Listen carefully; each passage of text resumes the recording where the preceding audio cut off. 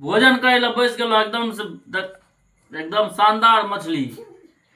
आ मछली के जोड़ा नहीं आ जे छै से तिहारक माछ मार के अनने रह आ पापा के भेट गेले कियो जे ला जाए तो वह दुआरे कहलिए जे ला लिया हमरा फोन केला थे ला लियो कहले ला न लिए जे हेतै देखल जेतै।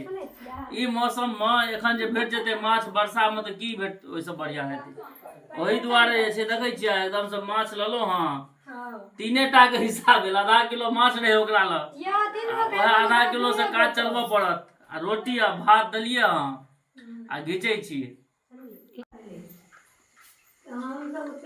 छै टेस्ट कर। हाँ हाँ भौजी बुढ़ाई आ माछ बनवे में मेहनत पूरा केलक हन। अपने तो नहीं खात भौजी ए द्वारे क्या कि सोमवारी सब करैया हमरे सब ल बनल हन लेकिन बनल ये बड़ी लाजवाब माछे छै एकदम से। ई माछ के स्वाद बाजारू माछ में नहीं भेटत एहि दुआरे क्या कि बाजार में तो अरब बरब वाला रहे छै। ई तिहारक छोड़ेला माछ छियै एहन टेस्ट और एतेक सुंदर बनल माछ बड़ मुश्किल से भेटै छै। वो तो हमरे सबके भोग ये जे भेट जाइए बाढ़ि पहिने गाँव में बाढ़ि पहिने गाँव में रहै छै तें